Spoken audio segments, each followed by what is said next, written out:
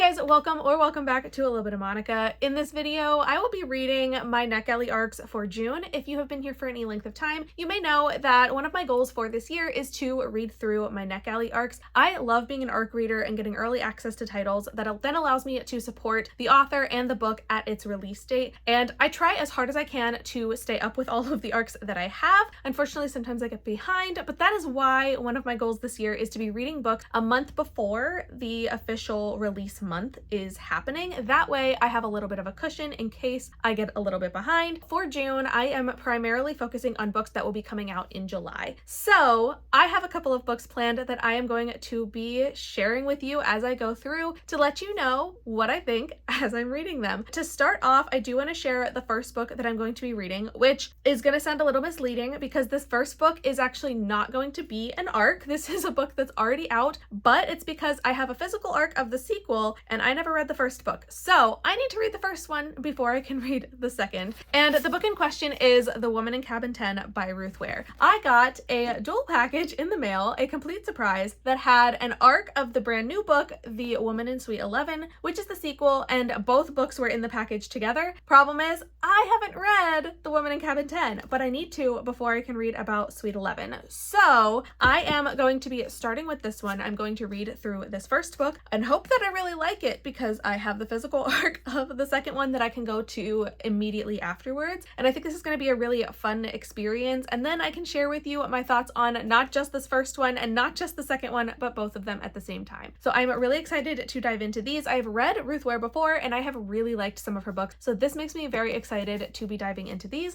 I am just past the halfway point, so it's time to talk about The Woman in Cabin 10 and what I'm thinking so far. I am actually really enjoying this book. I feel like the pacing is really strong and the story itself is very interesting, and there's a lot of pieces that go into the story. Our main character, Lo, is a journalist, and she, at the beginning of the story, gets burglarized, and this sets up the story really, really strongly because she witnesses somebody breaking into her home and she experiences the fear of being trapped inside, and that becomes a trauma that is going to follow her throughout the rest of the story, as it would be expected. But she is then selected to go on a cruise that is going to be the maiden voyage of this brand new cruise ship that is supposed to be like luxury extreme. They're going to see the Aurora Borealis, which is so cool. I wish I was on this cruise myself. Although with what is going to happen in this book, I'm not sure that I want to be on this particular cruise. But basically, she goes on this cruise line and has a huge responsibility to network with everybody there and to really get herself into a position to be able to write a really strong piece to help her maybe get promoted in the future. But when she's on the ship, not only is she thinking back to being burglarized literally days before this huge job opportunity that she has, but then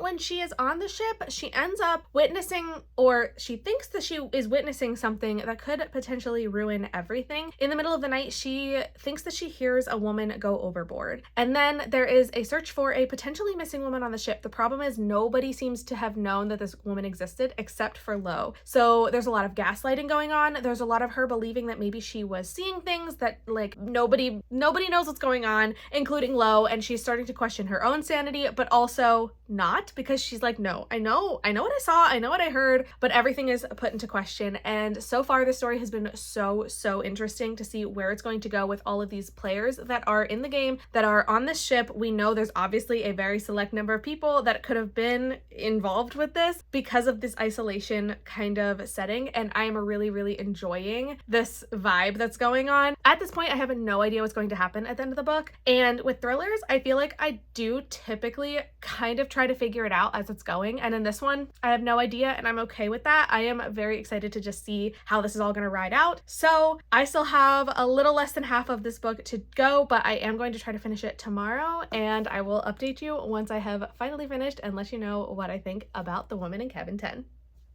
It is June 1st, and I have quite a few updates to make. The good news is they're all about arcs. The bad news is they're all about arcs.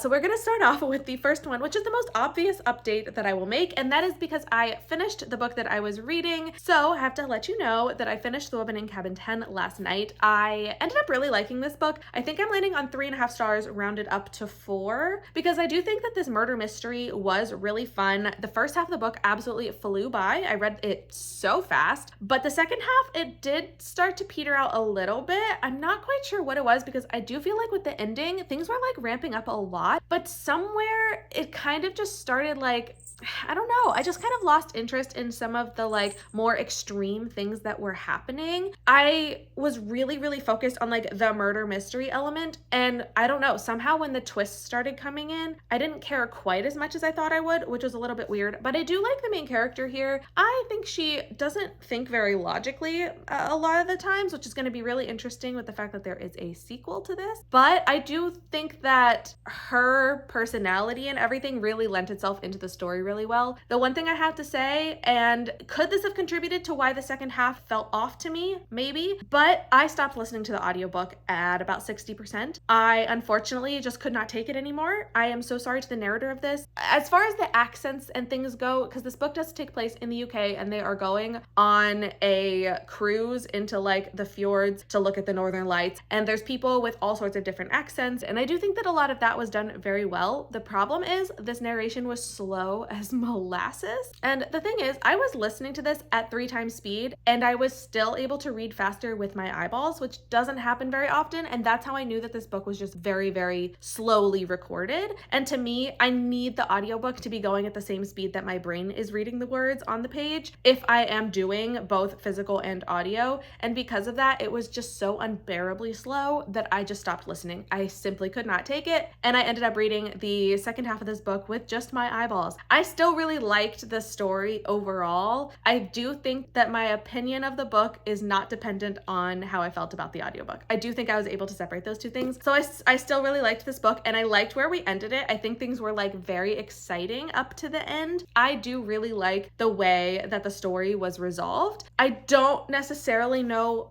why there is a sequel to this, if I'm being totally honest. I think this was wrapped up pretty nice and tidy, so I'm not really sure why there is a sequel. I will be reading this book sometime this week. Is it the next book I'm reading? No, and I will explain, but I will be getting to this book very soon, and this is the sequel. It's going to be the same main character. Lo Blacklock is going to be in this one as well, and it takes place, I think, 10 years later, which is when it was written, so that makes sense. And I don't really know a lot about the plot other than it sounds like, whereas the first book was about Lo being on a luxury cruise ship on its maiden voyage, this one is going to be about a luxury hotel opening. So that is going to be up on my list for later this week, but I actually am in the middle of 2 other arcs now, so I need to talk about both of those. The first one, I started it this morning, and I'm just not sure if I want to finish it right now, but I started reading Effed Up Bugs by Christopher Robertson. Now, Christopher Robertson wrote Cotton Candy Massacre, and I was absolutely obsessed with the first 2 books of the series. I had an arc of the third one. It was not my favorite.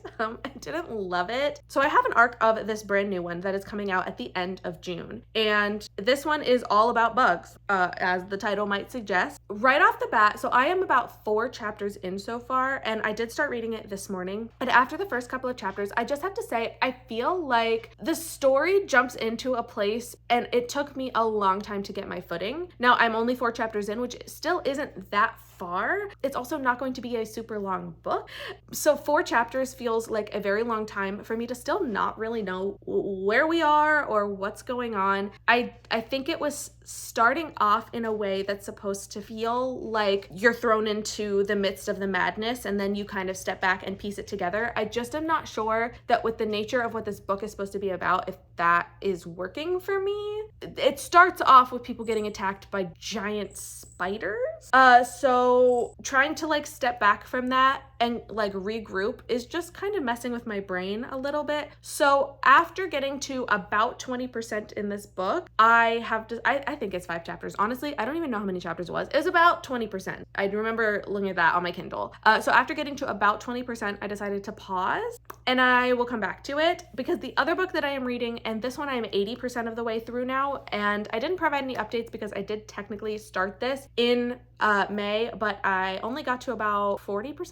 I think, before the switching of the months. So starting at 40%, I'm now at 80%, which means I read all of that today already. And my goal is kind of to finish this book today. I'm really liking this book. It is Whispers of Dead Girls by Marley Bush. I read Marley Bush's debut last year, When She Was Me. I loved this book. I had so much fun reading the twists and the dark, eerie environment that this author had set up. So I was really, really excited for this book, and I'm not disappointed right now. I am still really, really enjoying this. It also is very, very dark and a lot of like really troubling material, because this is about a main character who is going back to her hometown a few years later. I forget exactly, 10 years later or something. She goes back to her hometown, and we know that her sister died when she was a teenager. They were both teenagers. The main character is 4 years younger than her sister was, but she's going back to this town where her sister had died, and presumably there was some sort of drama going on with a relationship with one of the teachers at the school. And that is all kind of wrapped up into how Margot, the sister, died.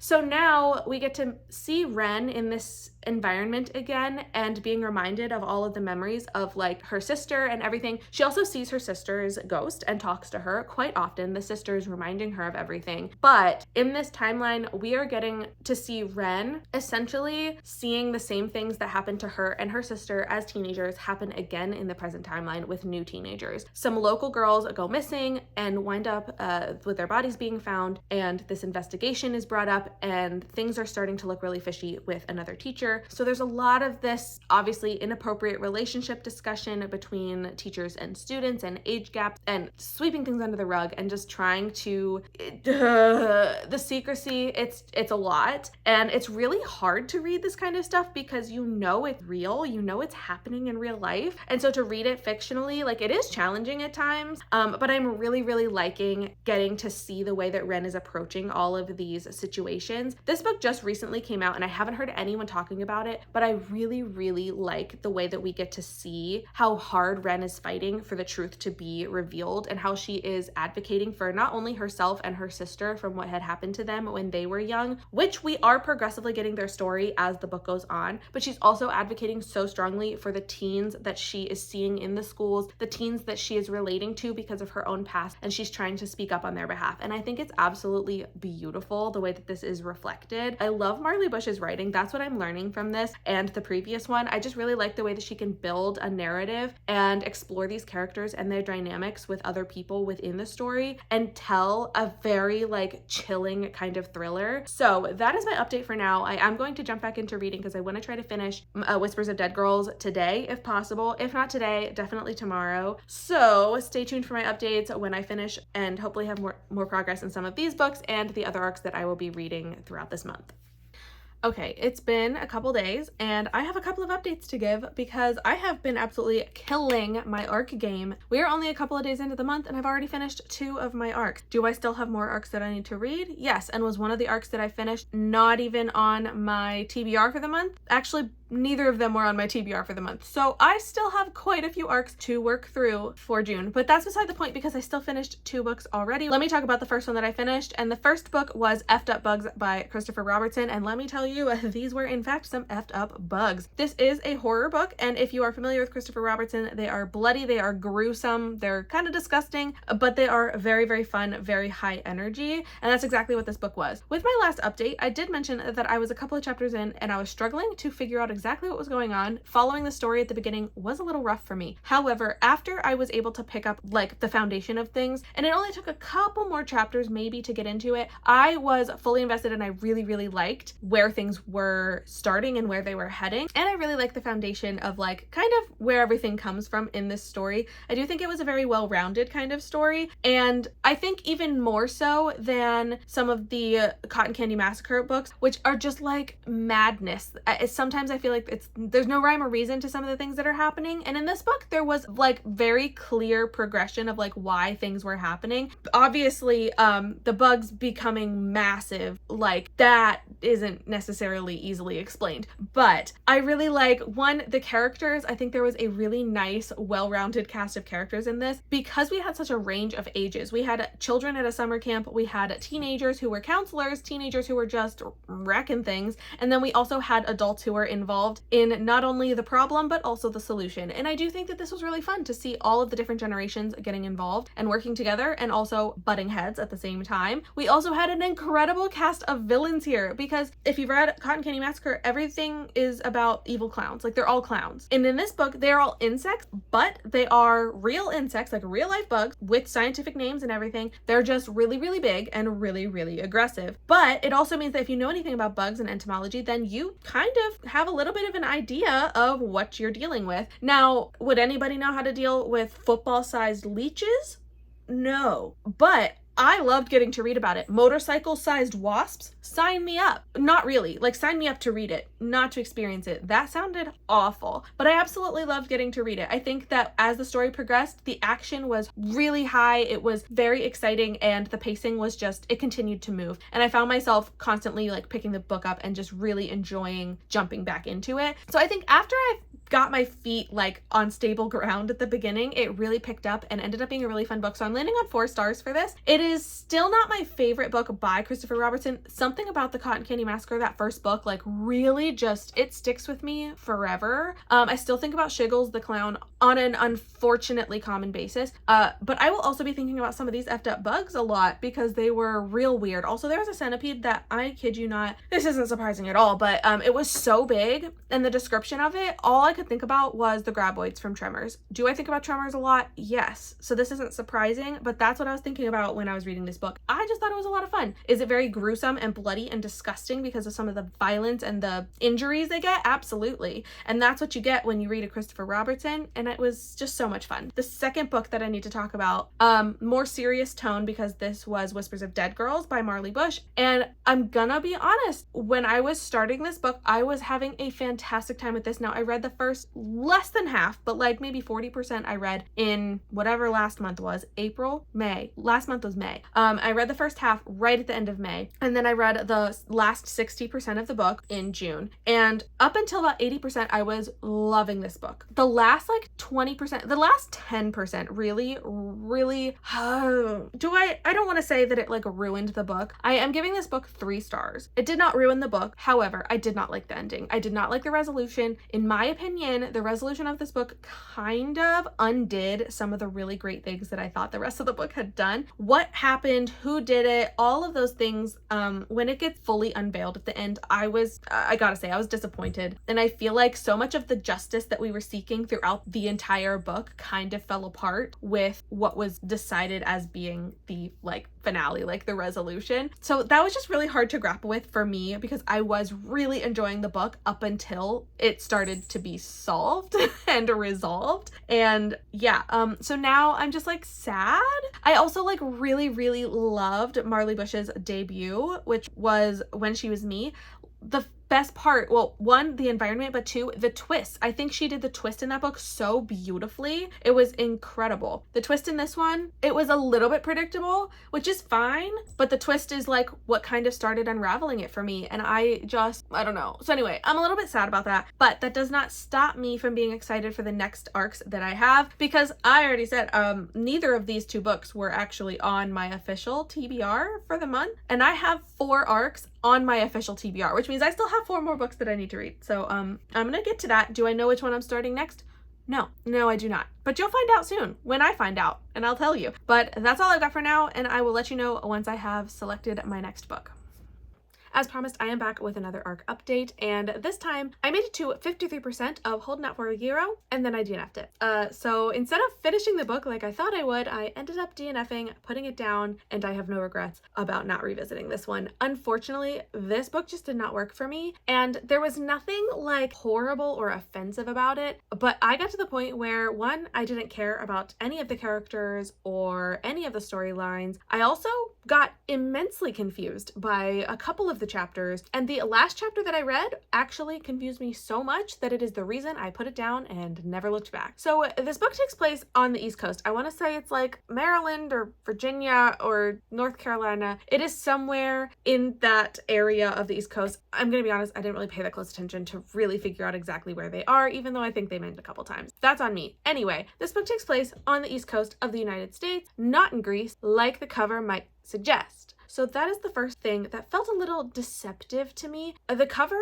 was suggesting to me that we were going to see a lot of Greece. The only element of Greece in here is the fact that the main character Basil is a Greek man who makes Greek food. And while I do love that, I love Greek food, and honestly, like, the vibes were great as far as like him and his connection to Greece. But here's the thing, he'd never been to Greece. And at the point that I DNF'd the book at 53%, there was not even a plan for them to go to Greece. Do I assume that that is where the story is going? Yes. I assume that at some point the two of them were going to end up going to Greece together. That just feels like a natural kind of trajectory for the story, given what we know about the characters. The fact that Chelsea is kind of like a travel bug. She absolutely loves to travel and go see new places, and she talked about how great it would be to go see Greece, and we know that Basil has family that lives in Greece. I understand that they are probably going to go there at some point, but for a book where the cover is literally like Santorini probably, yeah, there was a lot less Greece than I thought there was going to be, which was disappointing. But that does not even touch on the rest of the story and the characters and like what the heck is going on. First of all, Chelsea is one of the most self-sabotaging characters I think I've ever read in a book. Yes, she has a lot of deep-seated trauma from her childhood, having an abusive father and a very, very toxic household dynamic. And I get that. And she is in therapy. And so a lot of the story and the plot line revolves around her therapist's suggestions on how she kind of moves through her trauma and processes it healthily. And that is where the checklist comes in, where Chelsea and Elizabeth have this checklist that is supposed to help Chelsea essentially kind of step outside of her comfort zone. I do like this idea. I think it's a fun approach. However, this checklist does lead to a lot of issues because it does end up making the guys question why the girls talked to them in the first place and kind of the like reasoning behind some of the things that they do. I personally didn't care too much one way or another about this, but I do think that the guys have some ground to stand on by being upset by it. But at the same time, the scene that really set me off today, that actually I almost quit right away. I did make it through the end of the chapter, but one of the guys, because this is basically like a double date kind of story where both sets of best friends end up getting together, except for the side characters, Elizabeth and Evan. The two of them are also like kind of getting together, but they have so much more conflict than I ever expected them to have. And Evan ends up having this like meltdown and freak out, and Chelsea tries to comfort him, but then she goes to Elizabeth and tells Elizabeth that she doesn't like Evan and she kind of wants to like, I don't understand. I didn't understand any of the dynamics. The friendships felt weird to me, and things just felt like they were falling apart, and it was confusing, and I have no idea what was going on. I literally had like 2 or 3 chapters in a row that I was reading today that just didn't make any sense. And that's why I ended up DNFing. I didn't like the characters. I didn't feel connected to them. It felt like they were losing the plot, to be honest. I just don't even know what was happening, and I couldn't take it. So I ended up putting the book down. Now, this was an ARC copy, and it is possible that maybe some things had been edited and changed when it was officially released. This book did come out last August, and I'm just late getting to the ARC. So it's possible that the book was updated, and I just didn't get those updates. But it was rough. It was really rough. And to not care about any of the characters or what was going on, and to not even have seen Greece yet, which was what I thought we were gonna get to see. Yeah, this was a letdown. So I ended up putting this one down. I did submit my NetGalley review, posted my reviews, so like we're all wrapped up with this book. I actually didn't intentionally push myself to get to the 50% mark for this one. It just so happened that I hit 53% and was like, no thanks, next. And speaking of next, I do have another book that I have started and I'm really excited to talk about. The Woman in Suite 11. I'm gonna be honest, I was a little wary at the beginning because I wasn't quite sure why we needed a sequel. The sequel comes 10 years after the original book, and the story takes place 10 years after the original story. And so I just wasn't quite sure why we needed to continue it. However, I do like the continuation, and I am finding that I'm liking this book a little bit more than I was with the first one, I think. So we are going to stick with the main character from the first one, Lo Blacklock. She is a journalist, and after the events of the first one, which happens on a cruise ship, this one is going to take place in a luxury hotel where she gets an invite to go to the grand opening for this like extravagant fancy hotel, and she's not quite sure how she gets an invite because this is years after she's been removed from the journalist scene, but she leaves her husband and 2 kids behind and heads over to, I think, Switzerland. Yeah, she's literally in a room that has a view of the Swiss Alps. So they're in Switzerland and she is getting to experience this fancy swanky hotel, but she doesn't know why she's there. there, and she begins to become suspicious when some things start to happen. And she is going to very quickly learn that this trip is not going to happen the way that she thought it would. I just got to a major twist in the story, which is very exciting. I won't say exactly where it happens, but just know that I have made it to a major twist, and I do like that this is being incorporated into the story. It makes it interesting, and it makes me really excited to see where this trajectory is going to go, how these characters are going to end up all slotting together into this puzzle. So I am really excited to keep going with this, and it's also really exciting to me because with The Woman in Cabin 10, I ended up stopping the audiobook because I did not like the narration, and because this is an arc, I don't have the audiobook for this one. I don't have an ALC, so I am reading with just my eyeballs, which is what I did with the first one anyway for the second half. I am excited to be jumping back into this one and to see where the rest of the story is going to go, following Lo, and whatever mystery, or I don't know if it's somebody's gonna die. I really didn't look too much into this because I wanted to kind of feel it out as I go. So I don't know if somebody's gonna die. I don't know if something is gonna, obviously something's gonna go wrong in the hotel, but I don't know what it is. So I'm going to jump back into this book and of course keep you updated. Fun little update on my life. Our AC broke and it is the weekend, and also one of the hottest days of the year so far. It is in the 90s now. We have heat warnings and no air conditioning. So I've had our box fan on all day. I had to turn it off so that I could film a little update because it's very, very loud. But yeah,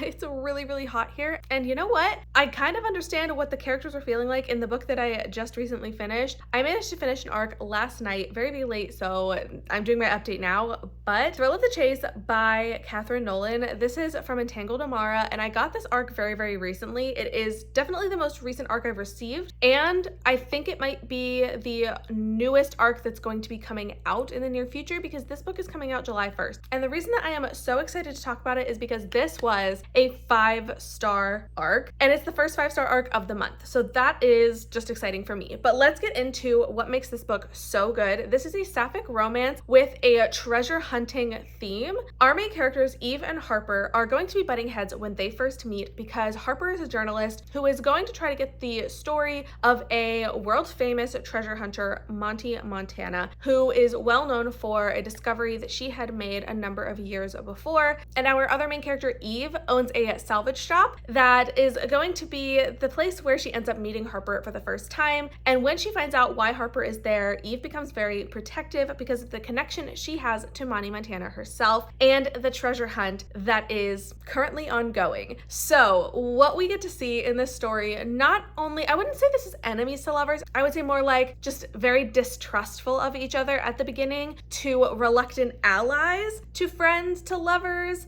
and they have sexual tension from the moment that they meet because both of them are extremely attracted to the other, but because of the differences in their lives and because of the reasons that Eve can't trust Harper and her journalistic kind of motivations, there's a lot of tension.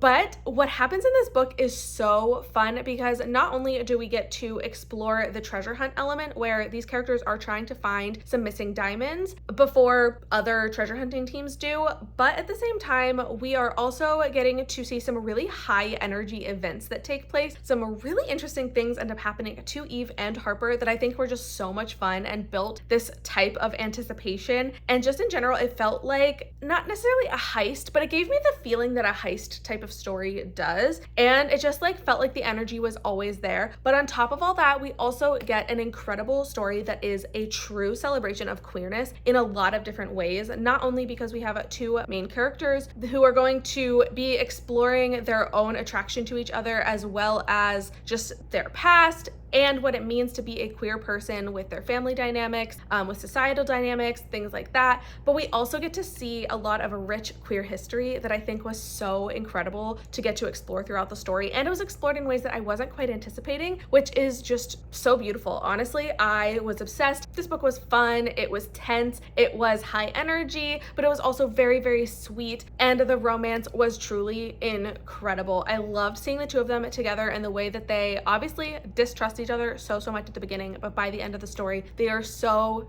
hard at work together to accomplish their goals and also begin to break down those walls and get to learn so much about themselves and their history, and it is just so much fun. I loved reading this book. I read it in the span of a couple of days because there was a little bit of an ARC read along with some Entangled readers, which I was excited to take part in, but I ended up plowing through this book a little bit faster than I anticipated because I didn't want to stop reading. Just the energy and everything, it was infectious, and I loved both of our main characters, including some of their flaws. I will say there were moments where each of the characters, like, they would say something or do something that I wasn't particularly a fan of. However, I love the communication that the two of them end up having throughout the story, and I think it all unfolds really beautifully. I'm obsessed with this book. I've already told multiple people personally to read this book because of how much I loved it and how much fun I had with it. I have already pre-ordered it because I cannot wait to have this in my hands, but this was such a fun reading experience, and I'm just excited because it was the first 5-star ARC of the month, and it just feels so good. Anyway, that is my update. I need to go turn the air back on because I am actually roasting. I made some roasted chickpeas today, which wasn't my smartest decision because turning the oven on probably didn't help the heat in the house. But I am so hot, so I'm gonna go turn the air back on and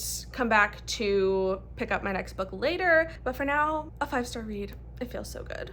So many arcs, so little time, and yet I managed to finish another one. So it's time to talk about the book that I just most recently finished, which is The Woman in Suite 11 by Ruth Ware. Before I get into this book, I do have to point out the fact that Kovu is sleeping on the floor behind me, and he has been so cute, despite the fact that he was trying to eat all of the cords earlier today. But that's besides the point because we need to talk about this book. This book is coming out on July 8th, and honestly, I had a really fun time with it. I liked this book a lot. I actually think I liked this one a little bit more than the first one, oddly enough, despite the fact that going into this one, I genuinely could not understand why it was necessary. Like, I don't know. I don't know what led to the writing of this second book, but I still really liked it. And I think that is because in a lot of ways I did really like Lo Blacklock, who is the main character. I liked her in the first one, even though she made some like really terrible decisions sometimes. I liked the character and kind of getting to see her and the consequences of her decisions throughout the story. And yet again in this one, that is exactly what's going to happen. She is going to reap the consequences of all of her decisions, and they are not all good. Not very many of them are good, if I'm going to be honest, but she makes them with the best intentions, which I think is kind of the point. So anyway, in this book, we get to see Lo travel to Switzerland to be there for this grand unveiling, or like almost like a marketing trial run of a brand new fancy hotel. The problem is that she's going to run into some familiar faces while she's there, and it's going to set her entire course way off track from what she was expecting. She's going to be thrust back into the excitement of the world of crime and